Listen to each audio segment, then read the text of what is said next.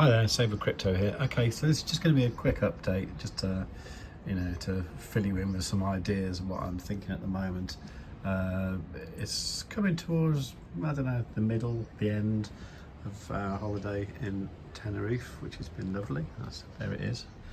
Nice day today. I'm going to go for a little drive and so some walks and stuff. So Bitcoin, so Stonksy on the 5 minute is in a no trade zone, on the 10 minute also in a no trade zone.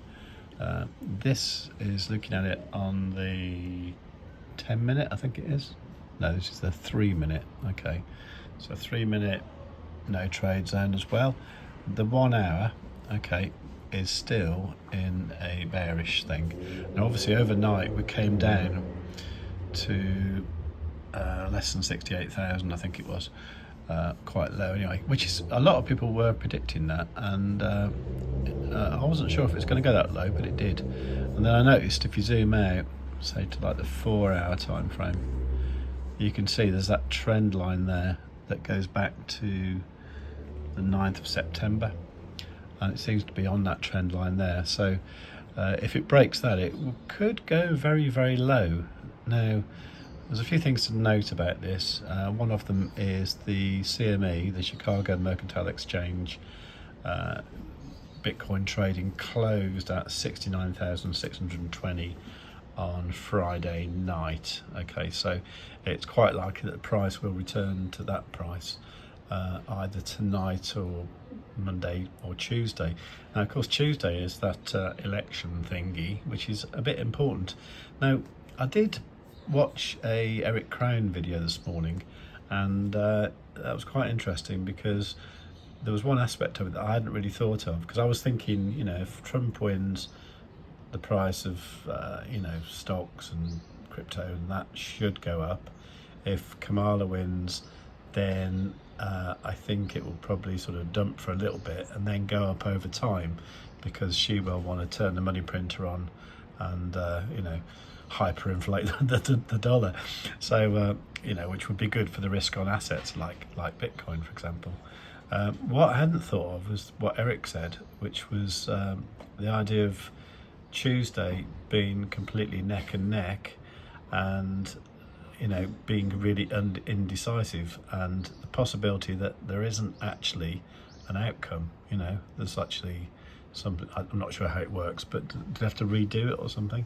But there's a possibility there might not be an actual clear result at all, at which point the market could pull back quite a lot. So that would correspond with breaking this trend line and coming down to probably some quite low levels. So you need to be prepared for that. So I think what I'm going to do, I've got, like, for example, this trade open here with an entry of like 68,000, whatever it is, 893.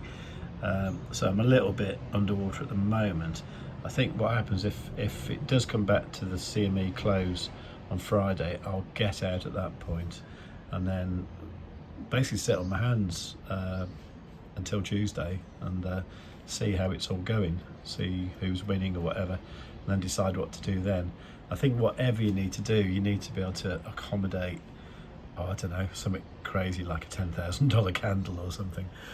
But yeah, that's kind of what I think.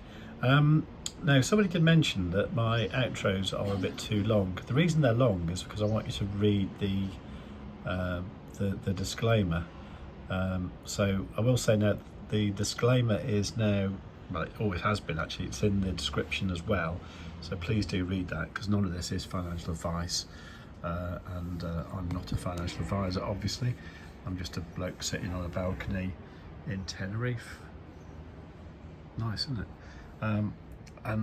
Yeah, so do all that, and so at this point you've probably almost watched the video to the end. So what I would say is please do like, subscribe. Any questions, leave in the comments down below. Make sure you've got the notifications set on all to receive timely updates, and above all, tell your friends.